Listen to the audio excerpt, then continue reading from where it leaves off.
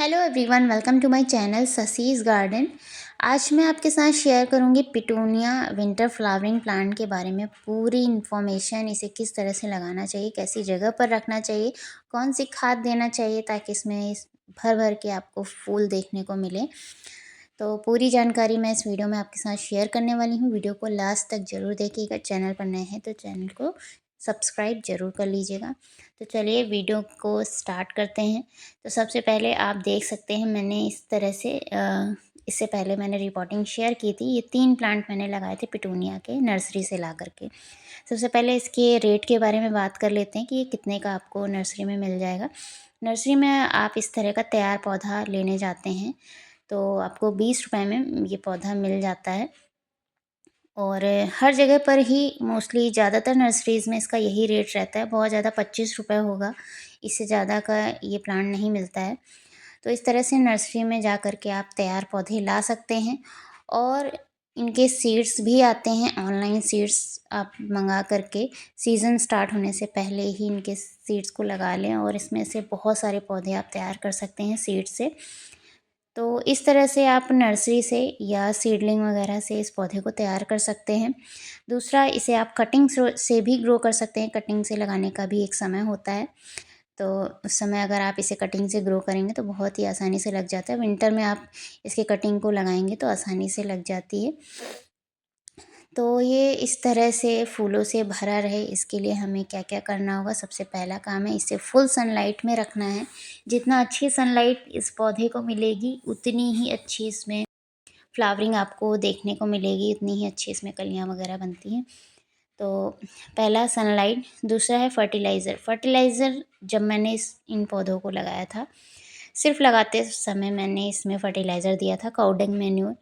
मेरे पास जो भी फर्टिलाइज़र अवेलेबल होता है, मैं उस समय जब भी रिपोर्टिंग वगैरह करती हूँ तो मैं अपने पौधों को देती हूँ। उसके अलावा आप जो भी फर्टिलाइज़र देना चाहें, काउडंग मैन्योर का जो सब्स्टिट्यूट है जैसे वर्मी कंपोस्ट है तो वो भी आप दे सकते हैं। इसके अलावा बहुत से लोग किचन कंपोस्ट वगैरह, किचन से जो वेस्ट निकलता है उससे कंपोस्ट वगैरह तैयार करते हैं, तो उससे उस कंपोस्ट को भी दे सकते हैं। तो अभी तक मैंने इन पौधों को सिर्फ जब रिपोर्ट किया था तभी मैंने इसमें एक बार फर्टिलाइज़र दिया था। तो लगभग 1 महीना हो गया होगा और 1 महीने बाद मैं इसमें दोबारा से लिक्विड फर्टिलाइज़र दूँगी।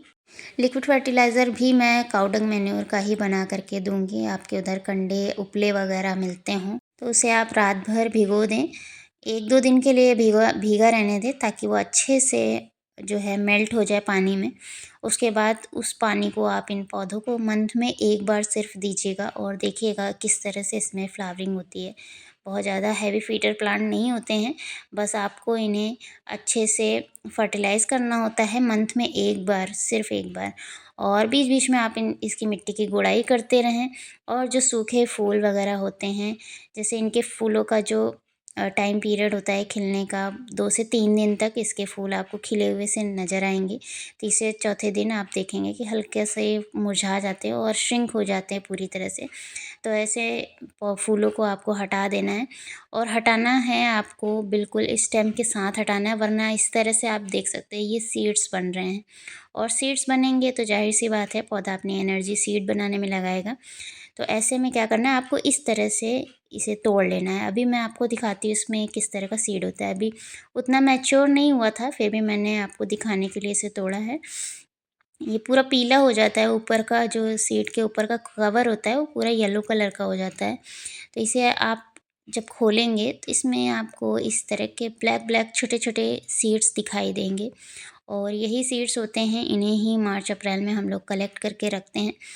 तो अभी हमें सीड्स वगैरह नहीं चाहिए होते हैं, तो हमें क्या करना है, जब भी सूखे हुए फ्लावर हम तोड़ें तो उन्हें बिल्कुल स्टेम के साथ ही तोड़ें। इसकी 2-3 पत्तियाँ निकल जाएँगी, कोई दिक्कत नहीं है।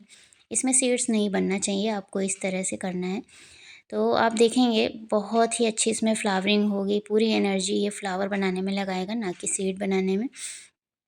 तो ये तो बात हो गई फर्टिलाइज़र की। अब बात करते हैं इसमें किस तरह से हमें वाटरिंग करनी चाहिए। सर्दियों में तो वैसे भी पानी जल्दी जल्दी सूखता नहीं है, मॉइस्चर बना ही रहता है। तो मैं अपने पिटूनिया के प्लांट को 1 दिन छोड़ के ही वाटरिंग करती हूँ और 1 दिन बाद मैं एक बार ज़रूर चेक कर लेती हूँ मिट्टी में मॉइस्चर है या नहीं। अगर मॉइस्चर होता है तो मैं पानी नहीं देती हूँ और अगर मॉइस्चर नहीं होता है, मिट्टी थोड़ी-सी ड्राई दिखती है, उसके बाद ही मैं पानी देती हूँ। आप देखेंगे कि ऊपर की मिट्टी हल्की-सी ड्राई होगी, फिर भी आपका पौधा सूखेगा नहीं, क्योंकि अंदर मिट्टी में नमी रहती है। इसलिए आपको जल्दी-जल्दी वाटरिंग नहीं करनी है। ज़्यादा वाटरिंग करेंगे तो पौधा आपका ख़राब होने लग जाएगा, जड़ें बहुत ही जल्दी इसकी गल जाएँगी और डेलिकेट रूट्स होती हैं इसकी। तो इसलिए आपको क्या करना है, हल्की सी गुड़ाई करते रहना है बीच-बीच में और वाटरिंग आपको तभी करना है जब मिट्टी आपको पूरी तरह से ड्राई दिखे। हल्का सा गुड़ाई करके आप देखेंगे तो नीचे 1 से 1.5 इंच तक मिट्टी ड्राई होनी चाहिए, तभी आप पानी देंगे। तो पौधा जल्दी से ख़राब नहीं होगा। तो इस तरह से आप वाटरिंग कर सकते हैं। सनलाइट में, फुल सनलाइट में रखिए, फर्टिलाइज़र दीजिए और समय-समय पर इसके जो डेड फ्लावर हैं, डेड लीव्स कुछ भी इसमें आपको दिख रहा हो, उसे आप हटाते रहिए। फ्लावर को तोड़ने का तरीका भी मैंने आपको बता दिया है। जो सूखे फ्लावर होते हैं उसे स्टेम के साथ तोड़ना है। तो ये कुछ बातें हैं जिनका अगर आप ध्यान रखते हैं तो आप पूरी सर्दियों भर इस तरह से पिटूनिया की बास्केट तैयार कर सकते हैं। ये देखिए मैंने हैंगिंग बास्केट में लगाया है और ये पूरा फूलों से भरा हुआ है। तो इस तरह की जो हैंगिंग बास्केट आती हैं, इसमें पौधे को आप लगाते हैं तो ये बहुत ही सुंदर लगते हैं। एक चीज़ मैं और बताना भूल गई, इन पौधों को आप बहुत ज़्यादा गहराई वाले प्लांटर में ना लगाएं, क्योंकि इनका जो टाइम पीरियड होता है, इनकी जो लाइफ होती है, बहुत ज़्यादा दिनों की नहीं होती। मैंने आपको बताया कि मार्च अप्रैल तक ही ये फ्लावरिंग करते हैं, उसके बाद ये पौधे ख़राब होने लग जाते हैं। तो ऐसे में इनकी जड़ें बहुत ज़्यादा गहराई तक नहीं जाती हैं। तो इसीलिए आप देख सकते हैं मैंने जो है इस बार गहराई वाले प्लांटर ना यूज़ करके इस तरह के जो है हैंगिंग बास्केट और बाउल वाले प्लांटर यूज़ किए हैं। तो यहाँ आप नीचे से भी देख सकते हैं कि किस तरह से ये काफ़ी घना हो चुका है और इसी तरह से ये मार्च अप्रैल तक तो इसमें से हैंग होने लग जाएगा। इसमें आप दूसरे वाले बाउल में देख सकते हैं जितनी भी ये मिट्टी आपको दिखाई दे रही है पूरी तरह से कवर कर लेता है। इसकी ब्रांचेस बहुत बड़ी-बड़ी हो जाती हैं, हैंग होती हैं तो बहुत ही सुंदर लगती हैं। इसीलिए मैंने इस बार इस तरह के प्लांटर यूज़ किए हैं। पिछली बार मैंने लगाया था क्यारी वाले पॉट में और कुछ प्लांटर्स में भी लगाया था, जिसकी गहराई बहुत ज़्यादा थी, तो इन्हें बहुत ज़्यादा गहराई वाले प्लांटर की ज़रूरत नहीं पड़ती है। मैंने जब उन्हें जब ये पौधे ख़राब हो रहे थे तो निकाल कर के उनकी जड़ों को चेक किया था, तो बहुत ज़्यादा रूट्स नीचे तक नहीं जाती हैं। इसलिए आप इस तरह के प्लांटर यूज़ करते हैं तो जड़ें एक सीमित जगह पर बनी रहती हैं और खाद वगैरह देते हैं तो अच्छे से खाद इनको मिलता रहता है।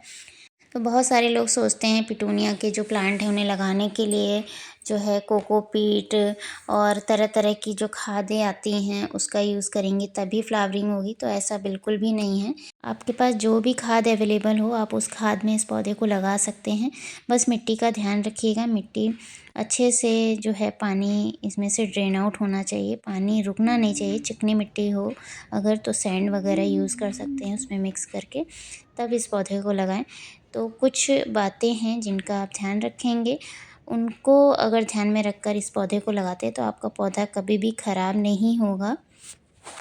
बहुत ही सिंपल सा ये प्लांट है, इसे अलग से किसी भी तरह की बहुत ही कॉम्प्लिकेटेड सॉइल में आप इसे ना लगाएं कि ये मिक्स करना है, वो मिक्स करना है, कोकोपीट डालना है और चावल की भूसी यूज़ करना है या इस तरह से आप बिल्कुल भी इन बातों पर ना जाएँ। आपके पास जो मिट्टी हो बस उस मिट्टी को कोशिश करें पोरस बनाएँ और कोई भी एक फर्टिलाइज़र मंथ में एक बार दें और फुल सनलाइट में रखें, ओवर वाटरिंग का ध्यान रखें, पानी सही तरीके से देते रहेंगे।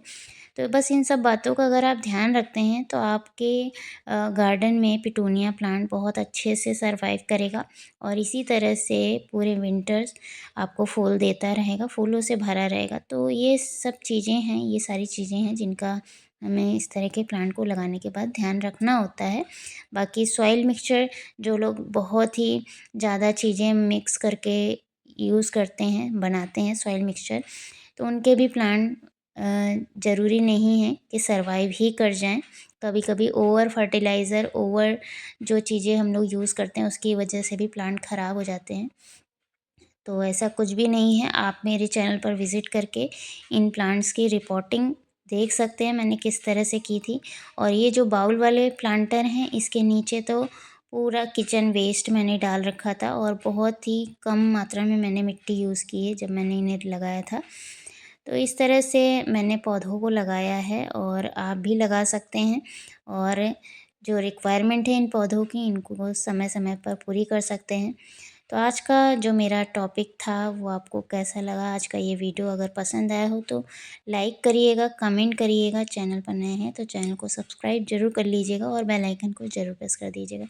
मिलते हैं इसी तरह के एक और नए वीडियो में, तब तक के लिए thank you so much for watching.